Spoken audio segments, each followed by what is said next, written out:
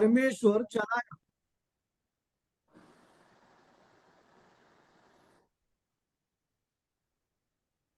हाँ, यगस्केल नबी को परमेश्वर ने एक तराई के ऊपर चलाया। அப்ப அவன் நடக்கும்போது ஆண்டவரனோடு பேசுகிறார். ஒவ்வொரு நிமிடமும் அவன் நடக்கும்போது அவனை ஒவ்வொரு காரியங்களை சொல்லி சொல்லி அந்த பள்ளத்தாக்கை சுற்றி நடக்க சொல்லுகிறார். सुनिए मेरे प्रियो, परमेश्वर हर घड़ी में, हर समय में हमसे बात कर रहा है। यगस्केल नबी से बात कर रहा है। அப்ப அந்த பள்ளத்தாக்கிலே எசேக்கியேல் பார்க்கும்போது அந்த பள்ளத்தாக்கு முழுவதும் எலும்புகளுடைய கூட்டமாக, எலும்புகள் நிறைந்து, அவைகளுக்கு உயிர் இல்லை, அவைகளுக்கு ஒரு இரைச்சல் இல்லை, எதுவும் இல்லை, அசைவற்ற நிலையிலே ஒரு கூட்டம் எலும்புகளை அந்த எசேக்கியேல் அந்த பள்ளத்தாக்கு நடுவிலே பார்க்கிறார்.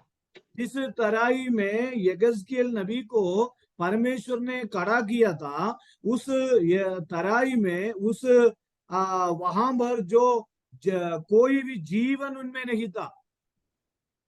அப்போ ஆண்டவர் எசேக்கியேலை பார்த்து கேட்கிறார், இந்த எலும்புகள் உயிர் அடையுமா, இவைகளுக்கு உயிர் உண்டாகுமா? அப்படி என்று கேட்கும் போது எசேக்கியேல் ஒரு வார்த்தை சொல்லுகிறார், ஆண்டவரே எனக்கு தெரியாது, அது உமக்கு மட்டுமே தெரியும் என்று சொல்லுகிறதாய் நாம் பார்க்க முடியும். सुनिए मेरे प्रियो, उसकी 37वीं अध्याय की 3री वचन में हम देख सकते हैं, तब उसने मुझसे कहा, ये मनुष्य की संतान, क्या ये हड्डियां जी सकती हैं? तो यगस्केल नबी ने, मैंने कहा, हे परमेश्वर यहोवा, परमेश्वर ने पूछा, क्या तू जानता है? तो परमेश्वर, यगस्केल ने परमेश्वर से कहा, हाँ परमेश्वर आप जानता है। அப்போது ஆண்டவர் பேச தொடங்குகிறார் எசேக்கியேல் தீர்க்கதரிசியோடு, நீ அந்த எலும்புகளை பார்த்து ஆண்டவருடைய வார்த்தை அந்த எலும்புகளோடு பேசு அப்படி என்று சொல்லுகிறார். सुनिए मेरे प्रियो, यगस्केल नबी की किताब 37वीं अध्याय के 4वीं वचन में लिखा है, तब उसने मुझसे कहा, यानी परमेश्वर ने यगस्केल नबी से कहा, इन हड्डियों से भविष्यवाणी करके कह, हे सूखी हड्डियों, यहोवा का वचन सुनो। ஆண்டவர் இப்படி ஒரு காரியத்தை நம்மளோடு இந்த காலகட்டத்தில், அதாவது இந்த நேரத்துல நம்மளோடு பேசினால் நம்முடைய மனநிலைமை எப்படி இருக்கும்? அந்த உயிர் இல்லாத ये 2023 में मुझसे और आपसे अगर परमेश्वर इस तरह की बात अगर करेगा तो हमारे आज जो मानसिक अवस्था कैसे हो सकता है? ஆனால் எசேக்கியேல் தீர்க்கதரிசி ஆண்டவரோடு எதுவும் சொல்லவில்லை. ஆண்டவர் சொன்னதை அங்க உரைக்க தொடங்கினார். ஆண்டவருடைய வார்த்தையை அந்த எலும்புகளை பார்த்து பேச முடியாம, நடக்க முடியாம, உயிர் இல்லாம இருக்கிறதா அந்த நிர்ஜீவமா இருக்கிற அந்த எலும்புகளை பார்த்து ஆண்டவருடைய வார்த்தையை அந்த எசேக்கியேல் தீர்க்கதரிசி உரைக்க தொடங்கினான். सुनिए मेरे प्रियो, अगर होता परमेश्वर से कुछ पूछ लेते हैं, लेकिन यगस्केल नबी ने परमेश्वर से कुछ भी नहीं बोला। जो सूखी हड्डी जो है, चल नहीं सकता, फिर नहीं सकता, बोल नहीं सकता, उसको देखकर भविष्यवाणी करने लगा। உடனே ஒரு அற்புதம் நடக்கிறது. வசனத்தை கேட்ட உடனே அந்த நிர்ஜீவமா இருக்கிற எலும்புகள், அதாவது உலர்ந்து ஒன்றுக்கும் உதவாத அந்த எலும்புகள், அவள் அந்த வசனத்தை கேட்ட உடனே அந்த எலும்புகளுக்குள்ள ஒரு இரைச்சல், ஒரு அசைவு, ஒரு பெரிய மாற்றம் அங்கு நிகழ்கிறதை நம்மளால் பார்க்க முடிகிறது. सुनिए मेरे प्रियो, जो वचन सुनने के बाद जो हड्डी है, वो हड्डी के अंदर हमें जीवन आया करके हम देख सकते हैं। அப்ப நாம் பார்க்கும் போது அந்த ஒரு எசேக்கியேல் தீர்க்கதரிசி அந்த உயிரற்ற நிர்ஜீவமான எலும்புகளை பார்த்து ஆண்டவருடைய வார்த்தை உரைத்த போது அவர்களுக்குள்ளே ஜீவன் உருவானது, அவர்களுக்குள்ள ஒரு எலும்புகள் உருவானது, மாம்சம் உருவானது, நரம்புகள் உருவாகினது, எல்லாம் அப்படி உயிர் அடைந்தவர்களாய் ஒரு பெரிய சேனையாய் எழும்பி நின்றதை அந்த எசேக்கியேல் தீர்க்கதரிசி அந்த இடத்திலே பார்க்கிறான். सुनिए, यगस्केल नबी ने जहां पर भविष्यवाणी किया था, वो सूखी हड्डी जो है उसमें नस आ गया और मांस आ गया और वो एक बहुत बड़ा सेना हो गया है। நாம் இன்றைக்கு இந்த நிலைமையில இந்த வேளை நம்ம ஜெபிக்கிறோம். எழுப்புதலுக்காக நாம் ஜெபிக்கிறோம். உலகம் முழுவதும் சுவிசேஷீகரிக்கப்பட வேண்டும் நாம் ஜெபிக்கிறோம்.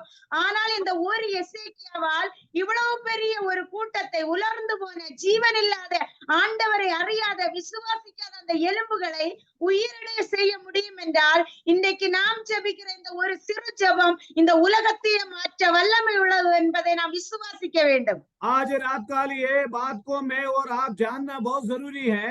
तो एक यगस्केल नबी की वजह से जो सूखी हड्डी जो है वो हड्डियों में जान आकर और वो एक सेना बन गया।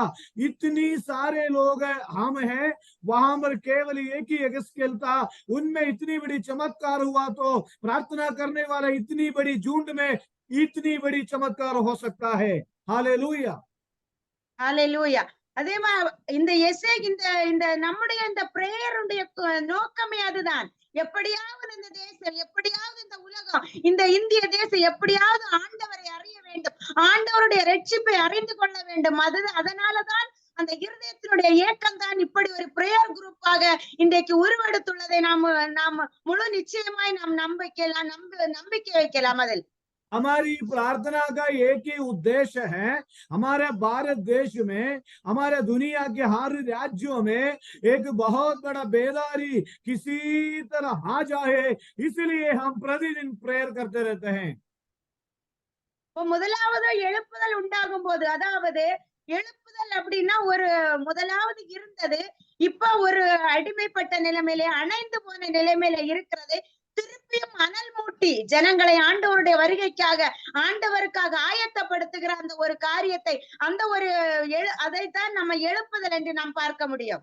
जो रिवाइवल, जो बेदारी यही है, जो बुझा हुआ जो दिया को वापस फिर से जैसे हम जलाकर दूसरों को रोशनी करते हैं, वैसे परमेश्वर हमें भी इस रिवाइवल के लिए इस्तेमाल करना चाहते हैं। எழுப்புதலை ஆண்டவர் முதலாவது சபைகள்ல ஏற்படுத்துகிறார். சபைகள் தான் அதற்கு ஒரு அடித்தளம். முதலாவது ஆண்டவர் அந்த எழுப்புதலை, அந்த ரிவைவலை சபைகள்ல தான் ஊற்ற போகிறார். அதற்காகத்தான் சபைகள் இன்றைக்கு அதிக அளவில் பேசப்பட்டு வருகிறது. सबसे पहले जो रिवाइवल जो है, जो बेदारी जो है, हमारे कलीसिया में से शुरू हो जाता है। हमारे कलीसिया में परमेश्वर, हमारा कलीसिया उसके लिए चुना है ताकि हमारा कलीसिया में परमेश्वर ये रिवाइवल लाए। அதனாலதான் இன்றைக்கு சபைக்கு விரோதமாய் அநேக பிரச்சனைகள், போராட்டங்கள், சபை நடத்த முடியாத அளவுக்கு பிரச்சனைகள், ஊழியக்காரர்கள் மேல் பிரச்சனைகள், அது எல்லாம் இதை பிசாசானவன் மறைமுகமாய் தடை செய்வதற்காக, அதாவது அந்த எழுப்புதலிலிருந்து சபையை விலக்குவதற்காகத்தான் இப்படிப்பட்ட பிரச்சனைகளை, போராட்டங்களை சபையிலே எழுப்புகிறதாக நாம் காணலாம். देखिए मेरे प्रियो, बेदारी जो है, रिवाइवल जो है, कलीसिया से आरंभ होती है। इसलिए कलीसिया को रोका जाता है, आराधनालयों को बंद किया जाता है और पास्टर और प्रभु की दासों को विरोध में सतावट खड़े हो जाते हैं। कारण क्या है? क्योंकि परमेश्वर ने कलीसिया को आमेन बेदारी के लिए, रिवाइवल के लिए इस्तेमाल करेगा। मैं आपसे विनती करूंगा, कुछ लोग जो वीडियो ऑन कर सकते हैं, आप वीडियो ऑन करें ताकि आपको चेहरा देकर हम प्रचार कर सके। सब वीडियो बंद करके कुछ सोना नहीं है। தேசத்தில் எழுப்புதல் அக்கினி விழுவதற்கு முன்பதாக சபையை ஆண்டவர் பார்க்கிறார். அந்த அக்கினி விழுவதற்கு, அந்த எழுப்புதல் சபையில உண்டாவதற்கு சபைகள் ஆயத்தமாய் இருக்கின்றனவா, அதில் ஏதாவது குறைபாடுகள், ஏதாவது அதை நீக்க வேண்டிய காரியங்கள் இருக்கிறதா என்பதை சபையை ஆண்டவர் முதலாவது பார்க்கிறார். सुनिए मेरी प्रियो, आज रात का आपकी और मैं ये बात रखना चाहता हूँ, परमेश्वर कलीसियाओं को देख रहा है। इस कलीसिया, क्या बेदारी की इस कलीसिया को मैं इस्तेमाल कर सकता हूँ? ये कलीसिया में क्या और कोई कमी है? इस कलीसिया को मैं ये कलीसिया में वास्तव में रिवाइवल के लिए मैं इस कलीसिया को क्या खड़ा कर सकता हूं करके हमें कलीसिया को परमेश्वर देख रहा है। திருச்சபைகள் முதலாவது சுத்திகரிக்கப்பட வேண்டும் என்பது தேவனுடைய சித்தம். பரிசுத்தம் காணப்பட வேண்டும், சுத்திகரிக்கப்பட வேண்டும். அதில் இருக்கிறதான கரைகள் எல்லாம் நீங்கி பரிசுத்தமா இருக்கும் போதுதான் அந்த எழுப்புதல் அக்கினி அங்க விழுவதற்கு ஒரு பாத்திரமாய் சபைகள் மாற முடியும். सुनिए, कलीसिया से बेदारी आने के लिए कलीसिया में पवित्रदाई की जरूरत है। जब कलीसिया के अंदर जो पवित्रदाई आ जाएगा, उस पवित्रदाई वाला कलीसिया को बेदारी के लिए, रिवाइवल के लिए परमेश्वर इस्तेमाल करेगा। தேவன் விரும்புகிற அந்த பரிசுத்தத்தை சபைகளில் உருவாக்கும்படியாக ஜெபிக்க வேண்டியது, அதற்காக போராட வேண்டியது, அதற்காக திறப்பில நிற்க வேண்டிய பொறுப்பை ஆண்டவருடைய பிள்ளைகளாகிய சபையில் இருக்கிற விசுவாசிகளாகிய நமக்கு ஆண்டவர் அதை கொடுத்திருக்கிறார். सुनिए, कलीसिया में बेदारी आने के लिए, रिवाइवल आने के लिए, हमें पवित्रताई के साथ आगे बढ़ने के लिए वो जिम्मेदारी परमेश्वर ने मुझे और आपको दिया गया है। சபை பரிசுத்தமாகும் போது அங்கே ஜெபிக்கிற மக்களை ஆண்டவர் உருவாக்குகிறார். சபை பரிசுத்தமாகும் போது ஜெபிக்கிற மக்களை ஆண்டவர் உருவாக்கி அதிகமான ஜெப ஆவியினால் நிரப்புகிறார். मैं आपको कहना चाहता हूँ, आज रात का जितने लोग सुनते हैं, आप सुन रहे हैं मुझे नहीं मालूम, जब कलीसिया पवित्रदाई में हो जाता है, वहां प्रार्थना करने वाला ऐसे विश्वासियों को परमेश्वर खड़ा करके उनके ऊपर प्रार्थना की आत्मा को वो देने जा रहा है। Hallelujah, hallelujah, hallelujah. ஆண்டவர் எல்லாரும் ஜெபிக்க வேண்டும் என்று விரும்புகிறார். சபையில் உள்ள சிறு பிள்ளைகள், வாலிபர்கள், முதியோர்கள், வயோதிகர்கள், தேவ ஊழியர்கள் என அனைவரும் ஜெப வீரர்களாய் மாற வேண்டும் என்று விரும்புகிறார். परमेश्वर यही चाहता है, हमारे कलीसिया की छोटे छोटे बच्चे और हमारे कलीसिया की विश्वासी भाई बहन, हमारे कलीसिया की जवान और हमारे कलीसिया की बुजुर्ग लोग, सारे लोग प्रार्थना जीवन में बढ़ने के लिए परमेश्वर चाहता है। ஆண்டவருடைய விருப்பம் இப்பொழுதே சபையிலே ஒரு எழுப்புதலை உருவாக்க வேண்டும். அதுதான் ஆண்டவர் சொன்னார், பூமியிலே அக்கினியை போட வந்தேன், அதில் இப்பொழுதே பற்றி எரிய வேண்டும் என்று விரும்புகிறேன். ஆனால் நம்முடைய சபைகள் அதற்கு தயாராக வேண்டும் என்றதே கால தாமதங்கள் ஆய்கொண்டே வருகிறது. सुनिए, परमेश्वर हमें यीशु मसीह ने कहा, मैं हमें आग भूमि में ढालने आया, उसका मतलब कलीसिया को तैयार करने के लिए, कलीसिया में अभी से बेदारी लाने के लिए परमेश्वर चाहता है, लेकिन कलीसिया के लोग हैं उसके लिए देर होते जा रहा है। नहीं तो परमेश्वर इससे पहले ही हमारे मध्य में ये बेदारी लाता। அப்படி ஒரு ஜெப ஆவி அந்த சபைகள்ல ஊற்றப்படும் போது, ஆவியானவருடைய துணையோடு நம்ம ஜெபிக்கும் போது, நம்ம தேசத்திலே ஒரு ரட்சிப்பின் எழுப்புதல், அதாவது மக்கள் கூட்டமாய் ரட்சிக்கப்பட்டு சபையில சேருகிறதான ஒரு அனுபவத்தை அந்த ஜெப ஆவியின் மூலமாய் ஆவியானவர் தேசத்திலே நடப்பிக்கிறார். प्रार्थना की आत्मा जब हमारे कलीसिया में हो जाएंगे, जब हम प्रार्थना करेंगे, परमेश्वर ने देश में उद्धार का उस आत्मा को भेजकर अनेक लोग उद्धार पाकर कलीसिया में आएंगे। परमेश्वर हमारे कलीसिया में बड़े अद्भुत काम करेंगे। हालेलुया। ஒவ்வொரு நாளும் ரட்சிக்கப்பட்டு வேதத்தில் ஆண்டோடைய வார்த்தை சொல்லுகிறது, ரட்சிக்கப்படுகிறவர்களை அனுதினமும் சபையில் சேர்த்தார்கள். அதாவது இந்த ஜெப எழுப்புதல் ஆவியானவருடைய துணையோடு நடக்கும் போது ஒவ்வொரு நாளும் மக்கள் கூட்டமா ஒவ்வொரு நாளும் சபையில் வந்து கொண்டே இருப்பார்கள். சபை நிரம்பி வழிகிற ஒரு அனுபவம் உண்டாகும். सुनिए मेरे प्रियो, आमेन। प्रतिदिन हमारा प्रार्थना जिस दिन बढ़ते बढ़ते जाएगा, परमेश्वर देश में से प्रतिदिन कलीसिया में आत्माओं को इकट्ठा करते जाएगा, यानी कलीसिया के अंदर बड़े चमत्कार होगी। இப்படியாக ஆண்டவருடைய கிரியை நம்முடைய சபை மூலமாகத்தான் இப்படி ஆண்டவர் எழுப்புதலை முன்குறித்திருக்கிறார். முதலாவது சபையை தெரிந்து கொள்ளுகிறார் எழுப்புதலுக்காக. रिवाइवल के लिए, बेदारी के लिए, जागृति के लिए परमेश्वर हमारे कलीसिया को चुना है। उसके लिए परमेश्वर हमें खड़ा करना चाहते हैं। मेरे प्रियो, ஒவ்வொருவருக்குள்ளேயும் ஒரு மறுரூபம், அதாவது ஒரு ஆண்டவருடைய ஆவியானவருடைய துணையோடு சபை சுத்திகரிக்கப்படும் போது அந்த வருகிற ஒவ்வொருவருக்குள்ளேயும் தானாகவே அவர்களுக்குள்ள பாவ மன்னிப்பு உருவாகிறது, அவர்கள் சுவிசேஷம் சொல்லுவதற்கு அவர்களாக போகிற இப்படிப்பட்டதான ஒவ்வொரு அடுத்தடுத்துள்ள காரியங்களை ஆண்டவர் சபை மூலமாய் தேசத்திலே நடத்துகிறார். सुनिए मेरे प्रियो, जब रिवाइवल एक व्यक्ति का अंदर आता है, अपने आप उस व्यक्ति के अंदर चेंज आता है, उस व्यक्ति के अंदर एक बदलाव आता है। அப்ப மீண்டுமாய் நாம் பார்க்கும்போது இப்படி ஒவ்வொரு காரியங்களாய் நம் தேசத்தில் நடக்கும் போது சபைகள் ஒரு ஒளி விளக்காய், இருளில் இருக்கிற ஜனங்களுக்கு ஒரு ஒளி விளக்காய், வருகிறவர்களை வெளிச்சத்திலே கொண்டு வருகிற இருளின் அதிகாரங்கள் அகற்றப்படுகிற ஒரு பெரிய மாற்றத்தை ஆண்டவர் நம்முடைய சபை மூலமாய் தேசத்திலே நடப்பிக்கிறார்.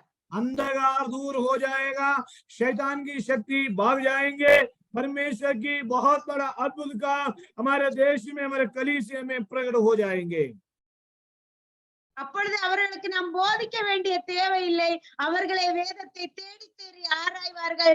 தேடி ஆராய்ந்து அதில் உள்ளவைகளை கடைபிடிக்கும்படியாக அந்த வேதத்தை அந்த வேதத்தினுடைய வசனங்களை, மகத்துவங்களை தாங்களே ஏற்றுக்கொண்டு இன்னும் அநேகருக்கு போதிக்கிறவர்களாய் அவர்களே மாறுவார்கள். अपने आप वो परमेश्वर को ढूंढ के आएंगे, अपने आप वो कलीसिया में आगे बढ़ेंगे, अपने आप को लोग परमेश्वर के लिए अपना जीवन देंगे, लोगों की व्यक्तिगत जीवन में एक बहुत बड़ा बदलाव आ जाएगा हमें ये रिवाइवल के द्वारा। தேசத்துல அநேக நம்முடைய ஆதிம நூற்றாண்டிலே நம்முடைய அப்போஸ்தலர் நடவடிக்கைகளை நாம் வாசிக்கும் போது நமக்கு தெரியும், அவர்களுக்குள்ளே ஒரு எழுப்புதல், அதாவது ஒரு சுவிசேஷீகரணம் உலகம் முழுவதும் உண்டான போது அவர்களுக்குள்ளே உண்டானதான மாற்றங்களை நாம் வேதத்தில் நாம் படிக்கும் போது பார்க்க முடியும். அவர்கள் ஜெபிக்கிறவர்களாய் மாறினார்கள், வேதத்தை தியானிக்கிறவர்களாய் மாறுகிறார்கள், சுவிசேஷத்தை சொல்லுகிறவர்களாய் மாறுகிறார்கள். அப்படிப்பட்டதான காரியங்கள் அவர்களுக்குள்ளே அப்படியே நடந்து வருகிறதை காண முடியும். पूर्व पिताओं के बारे में जब प्रेरितों की किताब में जब हम देखते हैं, जब उनके अंदर बेदारी आया, उन्होंने प्रार्थना करने वाला व्यक्ति बन गए हैं, परमेश्वर की वचन मनन करने वाला, दूसरों को सुसमाचार सुनाने वाला, हमें इस तरह जीवन में बदलाव आया।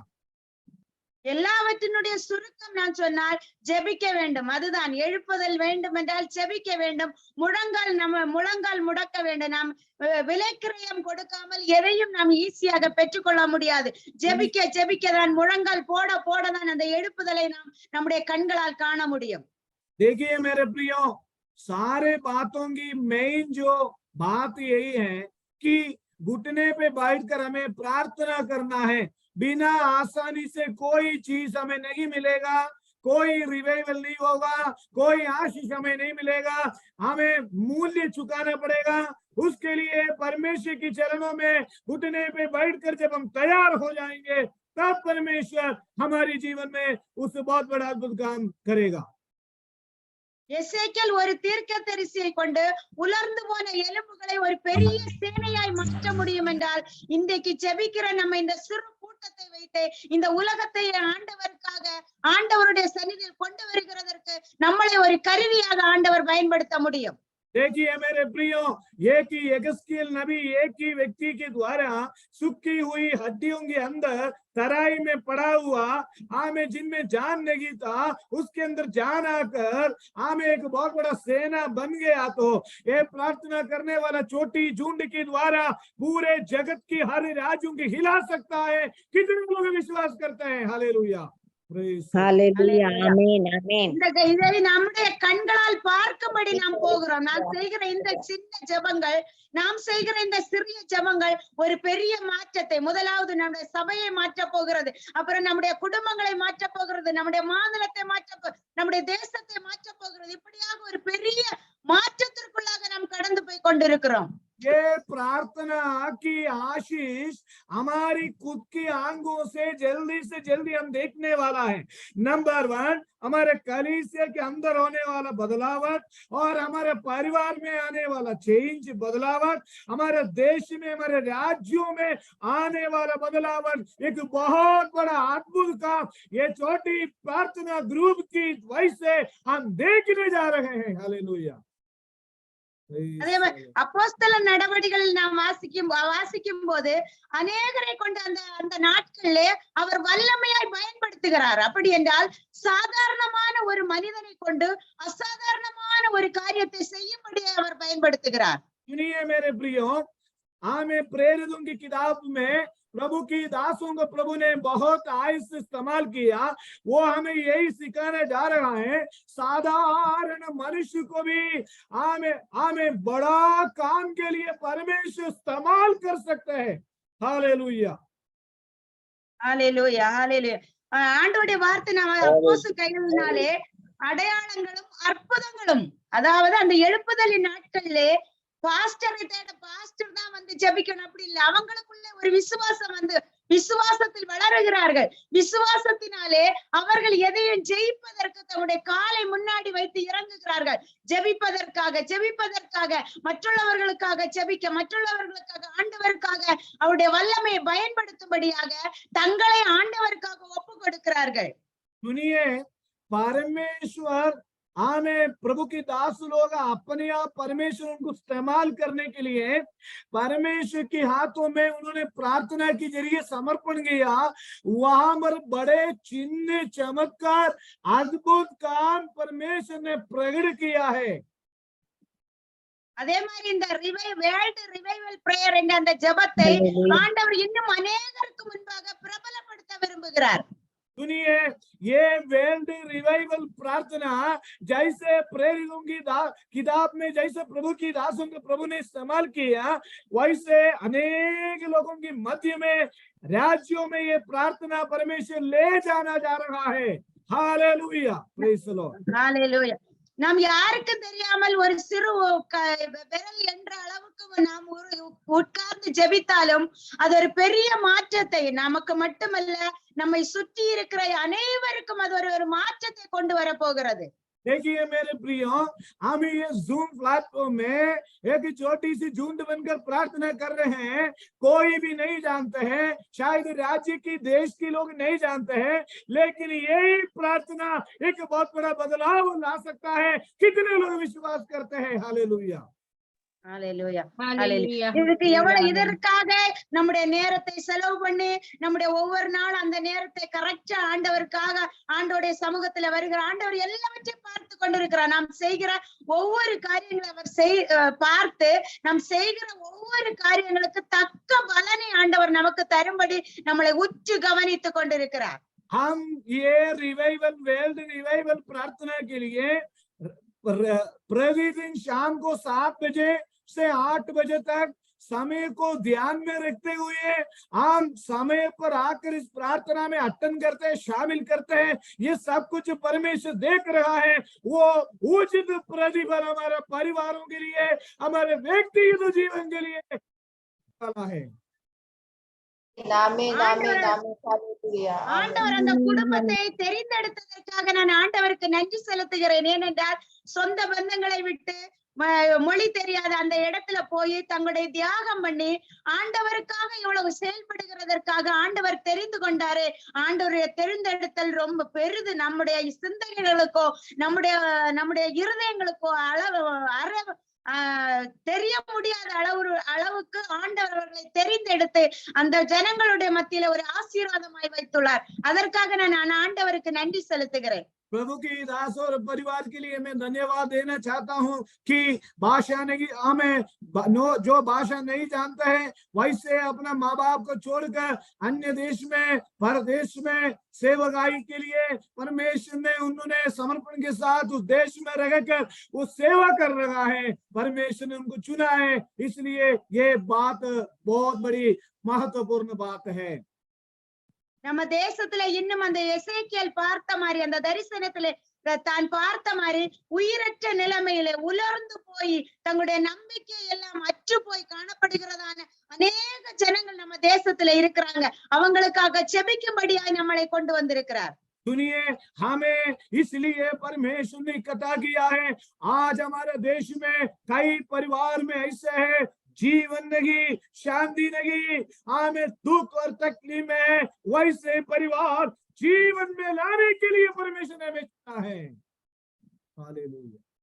அந்த ஜனங்களுக்கு உயிரை கொடுக்கும்படியாய் அந்த ஜனங்களுக்கு அந்த உலர்ந்து போனதிலிருந்து விடுதலையாகி சதையும் நரம்புகளும் பிடிக்கப்பட்டு மீண்டும் ஒரு சேனையாய் அவர்களை மாற்றும்படியாக சுற்றிலும் இருக்கிற ஜீவனற்ற மக்களை மீண்டும் ஆண்டவருக்குள் அந்த ஜீவ சுவாசத்திற்குள் கொண்டு வரும்படியாய் நம்ம இன்னும் அதிகமாய் ஜெபிக்க வேண்டும், ஜெபிக்க வேண்டும், ஜெபிக்க வேண்டும். ஜெபம்தான் இதற்கு எல்லாவற்றிற்கும் மிக முக்கியம். सुनिए, हमारी आसपास के लोगों के बीच में अनेक लोगों में जीवन नहीं है। वो ये जीवन के अंदर उनको लाने के लिए प्रार्थना करना, प्रार्थना के अलावा हमारे जीवन में कोई रास्ता नहीं है। इसलिए आज रात का मैं फिर से कहता हूँ, हमें चाहिए। இந்த ஜெபத்தினுடைய நோக்கமே அதுதான். எப்படியாயினும் இந்த உலகம் எப்படியாயினும் ஒரு எழுப்புதலை கண்டடைய வேண்டும். எப்படியாவது இந்த ஜனங்கள் ஆண்டவரை அறிய வேண்டும். தன்னுடைய பாரம்பரியங்களையும் பாவங்களையும் சிக்கி இருக்கிறதான இந்த மக்கள் எப்படியாவது விடுதலையாகி ஆண்டவரை அறிய வேண்டுமே, அந்த எண்ணத்தை ஆண்டவர் நிறைவேற்ற போகிறார். सुनिए मेरे प्रियो, किसी भी जरिए लोगों के बीच में एक जागृति आने के लिए हमें ये प्रार्थना जरूरी है। அதனால நாம் ஜெபிக்க வேண்டும்.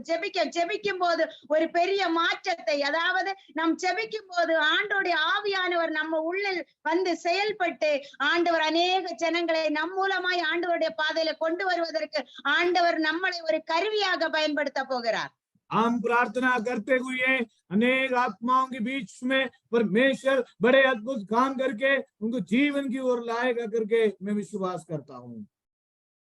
அந்த எசேக்கியேல் தீர்க்கதரிசியை போல அவன் உலர்ந்த எலும்புகளை நோக்கி தீர்க்க தரிசனம் உரைத்த போது ஒரு பெரிய சேனையை கண்டது போல, ஒரு பெரிய சேனையாய் மாறினது போல இந்த ஜெப குழுவானது, அதாவது இந்த வேர்ல்டு ரிவைவல் பிரேயர் ஆனது ஒரு பெரிய சேனையாய், அதாவது ஒரு பெரிய கூட்டமாய், ஒரு பெரும் கூட்டமாய் ஆண்டவர் மாற்ற போகிறார். அதற்காகத்தான் இந்த 100 நாள் வரைக்கும் ஆண்டவர் நம்முடைய ஜெபத்தை கேட்டு இதை நடத்தி இருக்கிறார் என்றால் ஆண்டவருக்கு இதை குறித்து ஒரு நோக்கம் உண்டு. இது ஒரு பெரிய சேனையாய் மாற போகிறது. सुनिए, ये वर्ल्ड रिवाइवल प्रार्थना जैसे यगस्केल जो नबी के जीवन में हुई, वैसे एक बहुत बड़ा सेना जैसा होने जा रहा है। आप लोग से कितने लोग विश्वास कर रहे हैं? ये प्रार्थना एक बहुत बड़ा सेना के रूप में परमेश्वर हमें आगे बढ़ाने जा रहा है। हालेलुया। इसलिए ये 100 दिन तक प्रभु ने हमें संभाला है। आमीन, हालेलुया। அப்படியாக அதற்காகத்தான் முன்குறித்திருக்கிறார். நம்முடைய சிந்தைக்கோ நம்முடைய புத்திக்கோ இது தெரிவதில்லை. ஏதோ சாதாரணமா நம்ம ஒரு பிரேயர் மீட்டிங் ஃப்ரீயா இருக்கிறவங்க அட்டென்ட் பண்ணுவாங்க அப்படிங்கிற சிந்தையில நான் தொடங்கியிருக்கேன். ஆனா ஆண்டோடைய விருப்பம் இல்லாம இதை நாம் யாரும் ஏற்படுத்த முடியாது. இவ்வளவு பிரயாசப்பட்டு இவ்வளவு கஷ்டப்பட்டு அதை ஒவ்வொரு நாளும் அதை நடத்துவது என்பது ரொம்ப சிரமம். ஒரு நாள் வாரத்துல ஒரு நாள் 2 நாள் சரி, டெய்லி நடத்துறது ரொம்ப சிரமம். ஆனால் இது ஆண்டவரால் ஏற்பட்டதுனாலதான் இவ்வளவு நாட்களை கடந்து வரும்படியாய் ஆண்டவர் அதற்கு கிருபை தந்திருக்கிறார்.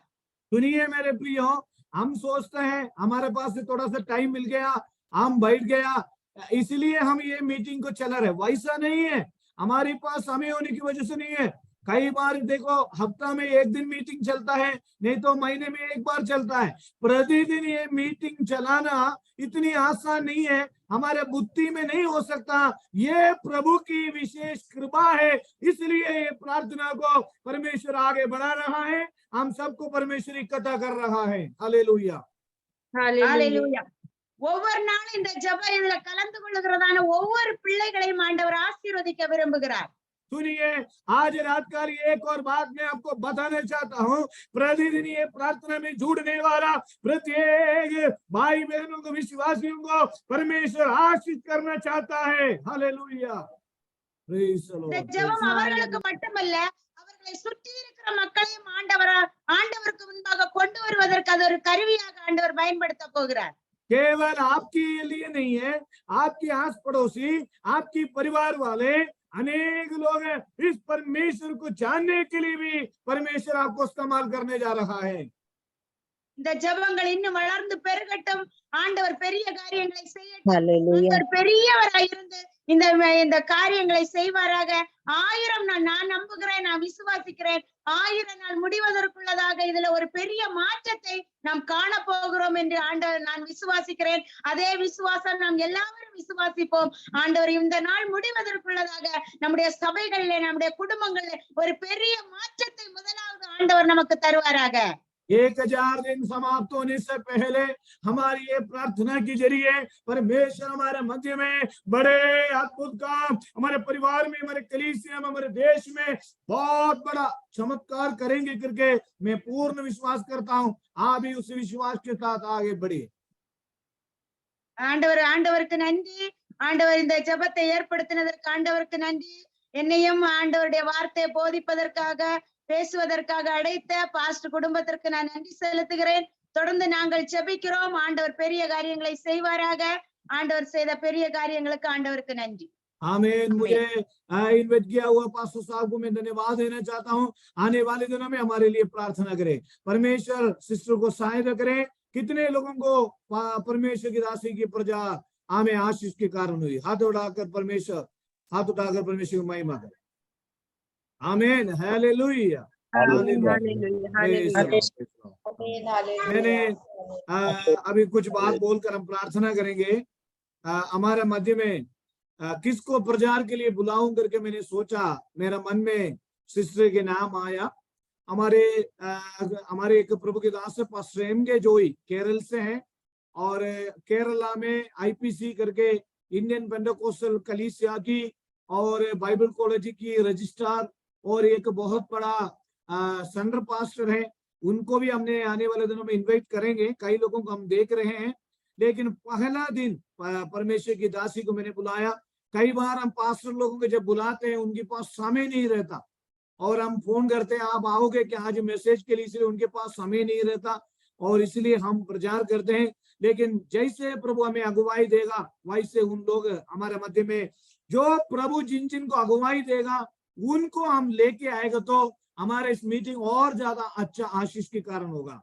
इसलिए प्रभु की दासी और उनके परिवार को, खासतौर पर प्रभु की दासी की हस्बैंड जो है वो भी एक पास्टर है, वो भी अच्छा प्रचार करता है और आने वाले दिनों में उनको भी हम इनवाइट करेंगे और परमेश्वर हम सबको सहायता मदद करे। खासतौर पर आज हमारे मध्य में अभी 7 मिनट बाकी है, ज्यादा समय हमारे मध्य में नहीं है, इसलिए आज हमारे मध्य में हालेलुया कल्पना मैडम छोटी सी प्रार्थना करें। उसके बाद अन्नम्मा मैडम प्रार्थना करके हरीश पादरी साहब आशीर्वाद बोलेंगे।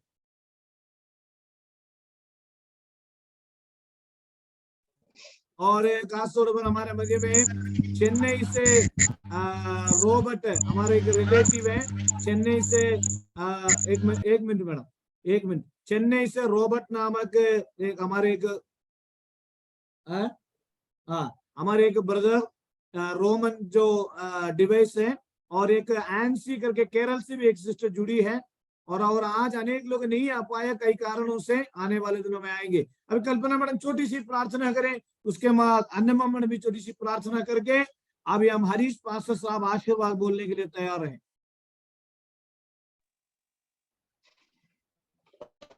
Hallelujah, hallelujah. पवित्र प्रभु आपके पवित्र महानाम को कोटि कोटि धन्यवाद, धन्यवाद, धन्यवाद जी। की मीटिंग की आरंभ से लेकर प्रभु शेष जाए आप हमारे साथ रहा परमेश्वर, उसके लिए आपका धन्यवाद करते हैं। जुड़े हुए हर एक परिवार के लिए, हर एक व्यक्ति के लिए धन्यवाद, विशेष करके धन्यवाद देते हैं आप दासी के अच्छा वचन बांटा प्रभु हमारे बीच में, उसके लिए धन्यवाद में धन्यवाद देते हैं प्रभु। इसी तरह प्रभु हमारे आत्मिक प्यास को बुझाने के लिए प्रभु हमें वचन दिया जाता प्रभु, उस वचन के लिए हम धन्यवाद देते हैं प्रभु।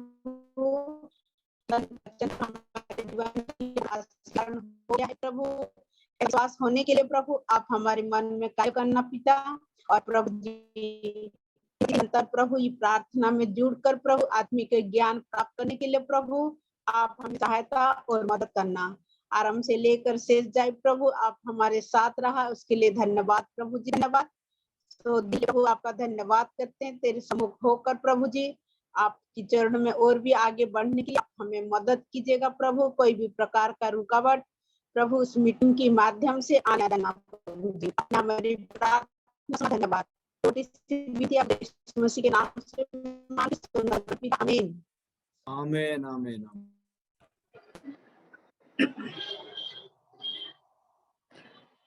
Thank you pastor. आइए हम प्रार्थना करें। हालेलुया। धन्यवाद धन्यवाद धन्यवाद। स्तुति और महिमा और आराधना के योग्य परमेश्वर, धन्यवाद और स्तुति करते राजा। शाम की सुंदर समय के लिए धन्यवाद परमेश्वर। रिवाइवल मीटिंग का 100 दिन पूरे होने के लिए आपने सहायता की, इसलिए कोड़ी कोड़ी धन्यवाद करते हैं परमेश्वर। आज जो है वचन से जो है परमेश्वर जो वचन बांटा है सिस्टर विजिला के लिए और उनके परिवार के लिए धन्यवाद। उसका अनुवाद करने के लिए पासवान को आपने इस्तेमाल की, इसके लिए धन्यवाद परमेश्वर। परमेश्वर हालेलुया। हम जितने पवित्र है, पवित्र लोग हालेलुया परमेश्वर आशीषित प्राप्त होंगे, वेदाजी उनके जीवन में आएंगे। हमको रोज की रोज पवित्रता की ओर ले चले, पवित्रता के साथ। हालेलुया परमेश्वर पवित्र है, तुम भी पवित्र हो, वचन में लिखा है। रोज हमको पवित्रता की ओर ले चले प्रभु।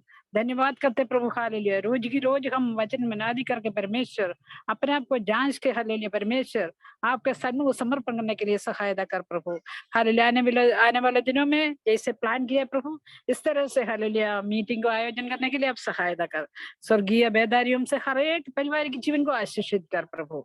हमारे हालेलुया प्रार्थना आपने शुरू से लेकर अभी तक चला, इसलिए धन्यवाद।